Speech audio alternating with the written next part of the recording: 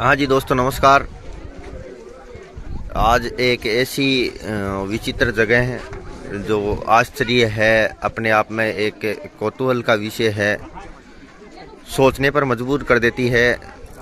राजस्थान का एक ऐसा गांव जो जैसलमेर ज़िले में कुलधरा गांव, एक ही रात में पूरा का पूरा ये गांव खाली किया गया। क्या ऐसे तात्कालिक कारण रहे, कुछ ऐसी परिस्थितियां रही जिसकी वजह से संपूर्ण गांव को एक ही रात में यहाँ के लोगों ने खाली कर दिया।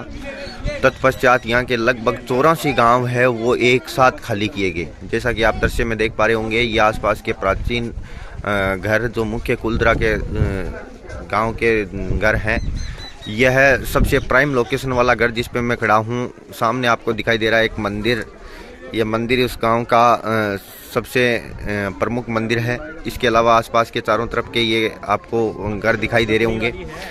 ये घर अब सिर्फ और सिर्फ खंडहर की अवस्था में बचे हैं। आज हमारे साथ हैं एक भूगोलवेता आर्कियोलॉजिस्ट श्रीमान रघुवीर जी चौधरी। उनसे ही आज इस गांव के बारे में कुछ तथ्यों के बारे में जानना चाहेंगे। हाँ जी सर, नमस्कार। नमस्कार जी, नमस्कार सर। जैसा कि अभी मैंने बताया, आज हम राजस्थान के एक विचित्र गांव में आए हैं। Haunted village Kuldhara. हाँ, हॉन्टेड विलेज कुलधरा, स्थापित गांव। इसको थोड़ा सा इसके बारे में आप बताने का कष्ट करें। देखो, मूलतः ये पालीवाल ब्राह्मणों का गांव रहा है और पाली से रहने वाले थे। वहाँ पर मुगल बादशाह है, उन्होंने उन पर अत्याचार किया, तो वहाँ से छोड़कर के ये लोग जैसलमेर आए। जैसलमेर के शासक से राव से जब मुलाकात हुई तो उनको ये गांव दे दिया गया। और पालीवाल मूलतः क्या है, कृषक वर्ग से निकले, वो भी रोड पे ये नहीं खेती करने वाले किसान रहे। और इनका फारस की खाड़ी के जो देश हैं, यानी उनसे भी इनका संपर्क रहा। वहाँ से ये व्यापार वगैरह किया करते थे। एक कहानी के अकॉर्डिंग ये है कि हमारे जो जैसलमेर के जो राजकुमार थे, उनकी शादी जब मेवाड़ की राजकुमारियों से हो रही थी तो उसमें एक बीकानेर से भी बारात गई, एक यहाँ से भी। बीकानेर वालों के पास में पैसे अच्छे थे और यहाँ वालों के पास में पैसे कम थे। तो उस स्थिति में जब वहाँ के मेवाड़ के लोगों ने कहा कि आप क्या लेकर के, आपके पास तो कुछ है ही नहीं, बारात रोकनी पड़ेगी, अभी हमने जब तक हमारी जो इच्छाएं पूरी नहीं होगी तब तक हम आपको क्या है कि राजकुमारी को नहीं भेजेंगे। तब जो राजा था, राजकुमार है ये, उनके जो पिताजी थे, ये उन्होंने पालीवाल ब्राह्मण को याद किया और पालीवाल ब्राह्मण यहाँ से स्वर्ण मुद्राएं लेकर के यानी मेवाड़ गए, इतना सोना लेकर के गए जिसके कोई। तो ये मूलतः कृषक वर्ग से पूजा पाठ वगैरह है उसमें न होकर के, यानी कृषक वर्ग में, और विदेशों से इनका अच्छा खासा व्यापार है। हॉन्टेड विलेज, वर्तमान में इसको एक हॉन्टेड विलेज के रूप में जाना आता है। भूतिया गांव है इसके बारे में। ये तो इस कुलधरा गांव की है कि जो मूलतः पालीवाल ब्राह्मण पाली से आकर के यहाँ पर आए थे और यहाँ के गांव है, उन्होंने इनको ये गांव दिया था। यह पूरा देखो समतल है, खेती बात होती थी। आज भी आप देख लो खेत है। ऐसा सुनने में आता है कि एक ही रात में गांव खाली हुआ पूरा। एक रात वाली बात में सहमत हुआ भी जा सकता है, नहीं भी। जैसे जैसलमेर का इतिहास पढ़ोगे तो एक रात में मिलेगा आपको कि एक रात में ये खाली हो गया था। और एक रात में अगर ये खाली होता है तो उसके पीछे किसी न किसी प्रकार के अनहोनी की संभावना होती है, तभी एक रात में खाली होता है। अगर प्राकृतिक आपदा या कोई प्राकृतिक डिजास्टर होता है, सूखा वगैरह होता है, धीरे धीरे खत्म है। जैसा आज भी हमारे डेजर्ट में ज्यादातर रहने वाले लोग हैं, उनकी ये मान्यता है कि वो एडवांस में 2-3 साल का अनाज रखते हैं। तो मैं दो चीजों को, इसको भूगोल से भी जोड़ूंगा और जो इतिहास है उससे भी जोड़ूंगा। एक तो ये है कि पालीवाल ब्राह्मण यहाँ, जैसे ये जहाँ अपन खड़े हैं अभी, ये मूल घर था, मुखिया का घर था। ये शिव जी का मंदिर है। हाँ, ये शिव जी का मंदिर है। तो इधर से क्या है कि जो मुख्य मुखिया है, उनकी जो लड़की पानी भर रही थी, इधर से सालिम सिंह जी है, यानी वो जा रहे थे। उनको वो लड़की पसंद आ गई और उस लड़की की शादी भी थी, लेकिन सालिम सिंह ने कहा इसकी शादी तो हम करेंगे। इतिहास के अनुसार है ये। हालांकि जो सालिम सिंह के परिवार वाले लोग ऐसा नहीं मानते हैं कि वो अत्याचारी थे, हाँ, लेकिन ज्यादातर दूसरे लोगों के मानना है। इतिहास में भी उनको स्थान दिया है। सालिम सिंह की हवेली भी बनी हुई है। उन्होंने फिर कह दिया कि इससे शादी मेरी होगी। तो पालीवाल ब्राह्मणों ने ये कहा कि भाई महाराज, क्योंकि वो दीवान थे और क्रूर भी बताया गया इतिहास में उनको, तो उन्होंने कहा कि हमें थोड़ा सा टाइम दिया जाए, महीने भर का आप क्या दो टाइम, ताकि धूमधाम से शादी कर सकें। धूमधाम से अच्छे से आप दीवान के साथ शादी करेंगे तो अच्छे से करेंगे ना। अब क्या होता है कि वो 1 महीने का टाइम ले लिया, उनसे चले गए। लेकिन पालीवाल सभी क्या है कि चिंतित हो गए कि भाई आज तो ये लड़की पसंद आई है, कल और आएगी, परसों आएगी। और पहले से क्या 56-57 साल की उम्र थी सालिम सिंह जी की, और सालिम सिंह जी 5 या 6 पत्नियां पहले से बता रहे हैं। तो लड़की 14-15 साल की लड़की, नाम मेरे दिमाग से पिछड़ रहा है लड़की का, इतिहास में जगह दी है नाम। अब हर दिन पालीवाल चिंतित हमेशा बैठी रहेगी, उसका क्या निर्णय निकाला जाए, कैसे इस लड़की को बचाया जाए, कैसे यानी सालिम सिंह की बुरी नज़र से इस गांव को बचाया जाए। डिसीजन उनका किसी प्रकार का कोई डिसीजन तक पहुंच नहीं रहे। ये कार्तिक के पूर्णिमा के शादी का कुछ ऐसा माहौल था। एक तो उन लोगों ने सबने एक दिन डिसीजन लिया कि अब कोई इलाज नहीं है, सालिम सिंह के अत्याचारों से हम नहीं बच सकते, तो एक ही उपाय है कि हमें इस गाँव को छोड़ना पड़ेगा। भारी मन से, दुखी मन से एक रात में जो 14 की रात्रि थी, यानी उसमें सारे अपने जितना सामान, बैलगाड़ियाँ रखते थे, बैलगाड़ी का यहाँ अवशेष गाड़ा भी है, आप देख सकते हो, ये वो सारा सामान लाद करके वो लोग एक रात में ही निकल गए। अगले दिन शादी थी, उससे जस्ट एक दिन पहले क्या है वो सारे के सारे। तो ये तो मैं इसलिए मानता हूँ कि अगर कोई संकट आने वाला है, आपको पूरा आभास है, तो आप एक साथ निकलोगे, एक साथ में निकलोगे। पीछे से मतलब आज 200 वर्ष हो गए उस बात को, कई वर्षों तक लोग यहाँ से लूटते रहे इनको, क्योंकि जितना सामान पूरा तो लेके जा ही नहीं सकते, न्यूनतम आवश्यक संसाधन थे वो उतना ही लेकर के, जो जरूरत वाले थे ना वही लेकर, फिर वहाँ से पालीवाल विसर्जित हो गए, सब अलग अलग गाँव में बस गए। आज आप देख रहे हो छोटी जाति है पालीवाल ब्राह्मण की, लेकिन लगभग सभी जगह है। तो आज भी कृषि वर्ग है उसी में, लेकिन इस गांव को बाद में भी वर्षों तक लूटा गया। यहाँ से कई चीजें लेकर गए। अभी आर्कियोलॉजिस्ट डिपार्टमेंट में आ रहा था, इसको थोड़ा सा मॉडिफाई भी कर रहे हैं। हालांकि पालीवाल ब्राह्मण इससे सहमत नहीं है कि हमारी जो अवशेष है उनको विरासत के साथ छेड़छाड़ नहीं की जाए। उन्होंने काफी प्रयास भी किया, लेकिन सरकार है, देखो सरकार वैसे पर्यटक, मैं यहाँ पर बहुत बार आया हूँ, पहली बार देख रहा हूँ पर्यटकों की भीड़ यहाँ पर। कोविड के बाद में आई, गाँव चलसा में है, जबकि मैं 2007 में आया था, यहाँ कोई जानता भी नहीं था। यहाँ पर कोविड के बाद में आई, गांव चलसा में है, जबकि मैं 2007 में आया था, यहाँ कोई जानता भी नहीं था। केवल सिंगल आदमी था, वांटेड विलेज करते, रात को यहाँ पर क्या है आवाजें आती हैं। तो वो लोग श्राप भी देके गए थे कि इसमें अब आज के बाद कोई नहीं। एक तो ये था। दूसरा मैं ये मानता हूँ कि ये गांव धीरे धीरे खाली हुआ है, जो मैंने भूगोल के हिसाब से, कि अकाल लंबी अवधि में यहाँ काक नदी बहती है पास में, तो लंबे समय तक बरसात नहीं होती। जैसे मरुस्थल के लोगों की आज भी धारणा है कि घर में आप देखोगे तो एडवांस में 3 साल का सामान रखते हो पहले से। बाई चांस अकाल गिर गया तो हम कहाँ से सामान लाएंगे? 3 साल, जिसका अनाज जैसे जैसे खत्म होता गया वैसे वैसे इस गांव को उन्होंने क्या किया है, खाली। जैसे पलायन शुरू से होता रहा, यहाँ पर जैसे लोग पशुओं को लेकर के चले आते थे, जैसे जैसे जिनका अनाज, जैसे अब अनाज खत्म होने वाला था, इस जगह को छोड़ दिया, चले गए। ऐसे वो धीरे धीरे भी हो सकता है कि ये गांव धीरे धीरे खाली हुआ। ये भौगोलिक दृष्टि, अकाल की विभीषिका है, उससे जूझने की वजह से ये धीरे धीरे भी खाली हुआ। ये दोनों विचारधारा है, और दोनों इतिहास की दृष्टि से भी और भूगोल की दृष्टि से भी है, दोनों दृष्टि से मान्य।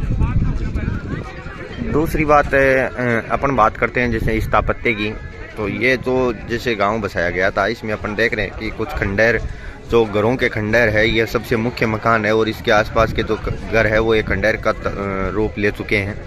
बिल्कुल जस्ट एक पत्थरों की दीवारें हैं, वो लगभग खड़ी दिखाई दे रही है। यहाँ देखते हैं मंदिर की अगर अपन चर्चा करें इनके स्थापत्य की, तो एक पूर्ण रूप से अलंकृत एक मंदिर है।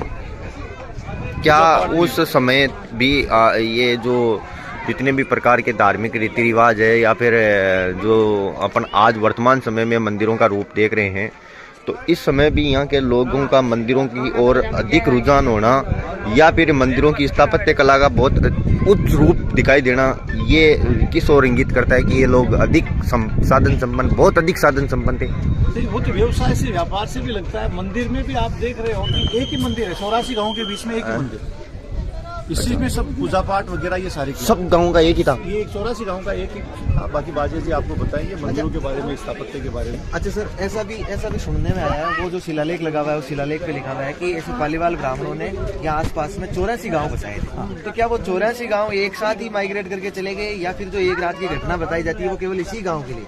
कुलदरा गांव के लिए मान्य होता है। नहीं, ये पूरा कुलदरा के नाम से जाना। तो कुल का मतलब है पालीवाल लोगों का कुल, और दरा का मतलब वो, ये 84 गाँव का समूह ही कुलदरा। वो कुलदरा कहलाता है। कुलदरा 84 गाँव का समूह है। हम ये तो नहीं कह सकते कि 84 गांव यदि एक ही रात में एक साथ माइग्रेट करे, ऐसी कोई संचार की सुविधाएं भी नहीं थी, परिवहन की सुविधाएं भी नहीं थी, तो नहीं मतलब ये समूह है 84 का जी, यही समूह है। ये जो दिख रहा है ना, ये 84 गाँव का क्या है, दूर दूर नहीं थे, है ना। मरुस्थल में आज भी आपको गांव या बहुत दूर दूर है, लेकिन उसमें घर आपको पास पास ही थे, वो शुरू से ही रहा। यहाँ है ना, जैसे आपको गाड़ी बता रहा हूँ उसके अवसर, ये तो लिखा हुआ है यहाँ का मूल शिलालेख की तस्वीर दिखाऊंगा आपको, जो उनकी भाषा के अंदर मूल शिलालेख यहाँ मंदिर के पास में है, अंदर है, थोड़ा सा इनको मॉडिफाई कर दिया था, तो आपको दिखाऊंगा। काफी बार जो महाजनी या बनियानवी जो लिपि थी, हाँ, उसमें पालीवाल ब्राह्मणों ने अपना शिलालेख लिखा है। उसमें लिखा वर्तमान हम मान सकते हैं कि जो माइग्रेट हुआ है, ये माइग्रेट 2-3 सालों में धीरे धीरे, जैसे आप बता रहे हो कि मारवाड़ी लोग अपना प्रबंधन रखते हैं पहले से। मैं ज्यादा उस चीज को तवज्जो देता हूँ कि धीरे धीरे इसमें माइग्रेन हुआ है, लेकिन इतिहास के अकॉर्डिंग एक रात मानी। इतिहास के ये एक दंत कथा हो सकती है, दंत कथा हो सकती है, क्योंकि सालिम सिंह के परिवार के लोग इस चीज को तवज्जो कम दे रहे हैं, उससे जुड़े हुए जो लोग हैं वो नहीं मानते इस चीज, उस हिसाब से ये धीरे धीरे हो सकता है। हाँ जी, एक बात मैं जैसे आपसे जानना चाहूँगा, ये जो घर बनाए गए हैं, ये इतनी भयंकर गर्मी में भी ठंड का आभास करवाते हैं। नहीं, घरों तो ये तो भाई वो मटेरियल, भूमि का जो कच्चा मटेरियल है, उससे इन ये गर्मियों में गर्म रहेंगे और गर्मियों में ठंडे रहेंगे, सर्दियों में ये क्या रहते हैं। इस परंपरा को वर्तमान में क्यों नहीं अपना ले, अपने ऐसी जैसी सुविधाएं हैं उनसे और उनसे होने वाले नुकसान को। पर्यावरण हितैषी मकान है, इसमें कहीं भी पर्यावरण को नुकसान नहीं दिया गया, समझ गए। और ये तो आज से 20 साल पहले भी यही था। अभी ये तो मॉडिफाई अपना रावली को तोड़ रहे हैं, पहाड़ों को तोड़ रहे हैं, उनसे नए मकान तब तो इसका देख लो ग्लोबल वार्मिंग पे कितना कैसा प्रभाव। इनका कोई प्रभाव, अगर ये खराब भी होता तो वापस मिट्टी में मिल जाता है, बिल्कुल, या ना, वापस मिट्टी में मिल जाता है। ये पर्यावरण हितैषी, ये तो पहले के लोग प्रकृति प्रेमी थे, पाश्चात्य संस्कृति वाला नहीं था रुझान ना। यहाँ पर ये वृक्षों की अधिकता पाई जा रही है, ये किस कैटेगरी के वृक्ष होंगे? इन वृक्षों की वजह से भी हो सकता है कि यहाँ पर भूगर्भिक जल भी मिल जाए, और क्योंकि आसपास में आप खेत भी देख पा रहे हैं, आसपास में खेती भी हो रही है, अच्छी खेती होती थी, तो इसका मतलब पालीवाल ब्राह्मण प्रारंभ से खेती में थे। और यहाँ अब देखो कैक्टस गार्डन भी हमारे, जैसे 2 ही तो कैक्टस गार्डन है, तो यहाँ एक कुलदरा में जैसे अपन गेट अभी हमने आते वक्त देखा था कि कैक्टस गार्डन है, वहाँ पर एक नाव का भी अवशेष है, और उससे लगता है कि यहाँ इस जो नदी थी, काक नदी बोलते हैं यहाँ के लोग उसको, फोसिल्स भी आए हुए हैं उसमें, तो ये कहते हैं कि इतना जल था कि इसमें नावें भी चला गया। अच्छा, इसका मतलब नावों से परिवहन भी था भाई, इससे साबित होता है पानी वगैरह लगे, मछली वगैरह, व्यवसाय वगैरह जो भी था, उस हिसाब का ये हुआ करता था। इससे तो लगता है ये धीरे धीरे खाली हो गया, धीरे 2-3 साल में जाके माइग्रेट हुआ है, 2-3 साल ये उसमें माइग्रेट हुआ। ये जो रात को भूतों वाली कहानी है, इसका क्या संबंध है? देखो, ये तो यही है कि स्थापित गांव तो है ये भूतवाड़ी।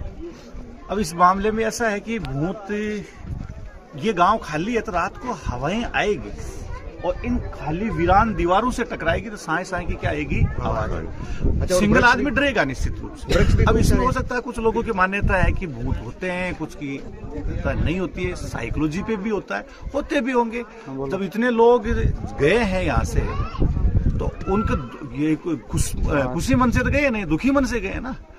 उनकी तो जैसा उन कहते हैं उन्होंने बददुआएं तो दी होती, ऐसा नहीं, बददुआएं तो देखे गए थे, ये कभी नहीं बसेगा गाँव, बाकायदा स्थापित गांव बोलते हैं इसको। और फिर वृक्ष भी है, इतने से जब हवा टकराएगी तो फिर आवाज तो आनी अनिश्चित है। और देखो, सरकार को किसी चीज को विचित्र बनाना है तो उसके लिए कुछ बातें करनी भी पड़ती है इस तरह की, तभी तो लोग आएंगे ना। हॉन्टेड आज से भानगढ़ है, सेम स्थिति है, भानगढ़ अलवर की बात कर रहे हैं, हाँ, उसकी भी सेम स्थिति है, यही है।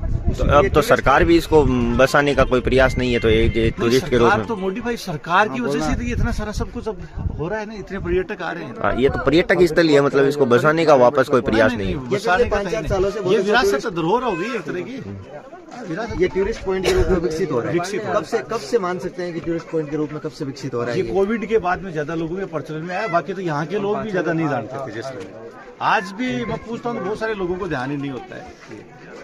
कोविड के बाद में जैसे ये सोशल मीडिया आ गया तो उससे ज्यादा ये हो गया। तब भी इतनी, मैंने खुद ने 2-3 साल पहले मैं जब आया था तो कोई था ही नहीं यहाँ पर। अच्छा, यहाँ प्रशासन के 2-3 व्यक्ति मिले, इन्होंने कहा कि शाम को सरकार कहती है कि भाई 5 बजे बाद में प्रवेश नहीं, 5 बजे बाद बचिएगा। हाँ। क्या ऐसा है? सरकार खुद ही बनाती है इसको। अगर इसको टूरिस्ट पैलेस बनाना है तो तब भी तो लोग आएंगे, आकर्षित होंगे। ऐसे अगर रात को रह गए आप सुरक्षित निकल के दिखाएंगे, भूत है। इसलिए शाम को 5 बजे यहाँ गार्ड लगा रखे हैं, वो गार्ड विसल बजाते हैं और पूरे गांव को खाली करवा देते हैं। अच्छा, मतलब वो रहस्य बना रहना चाहिए। ऐसे बना रहे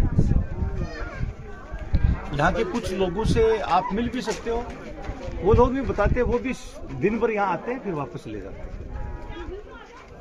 गाँव जी। के खंडर को देखकर लगता है अब कि- हम ये कब की घटना हो सकती है? ये लगभग 200 साल पहले, 200 आज से 200 साल। कई जगह 400 ही बता रहे, ज्यादातर इसमें मान्यता ये मिली 200 साल पहले। अच्छा, ये मूल दीवारें, ये जो खंडर दिखाई दे रहे हैं, ये मूल घर है उनके। मूल घर ये सबके मतलब इनमें पहले किसी प्रकार का कोई मॉडिफिकेशन नहीं किया गया है। उनमें मॉडिफिकेशन नहीं किया। पहले ये भी था ना, जैसे अपने गांव में अभी भी बसे हुए हैं तो उनमें मंदिर के चारों तरफ जो बड़े लोग होते थे उनके घर होते थे। फिर जैसे जैसे अलग अलग छोटे तरीके के लोग थे वैसे वैसे मकान। ये तालाब झील वगैरह है, इसमें पानी इकट्ठा होना, ये सारा था। वहाँ एक काक नदी, वहाँ पर भी एक तालाब है। हाँ, यहाँ पर भी एक तालाब है, अभी आते वक्त देखा था। हाँ तालाब। जी, अब हम दोस्तों चलते हैं मंदिर की तरफ और कैक्टस गार्डन की तरफ। सर आपका बहुत बहुत धन्यवाद, थैंक यू।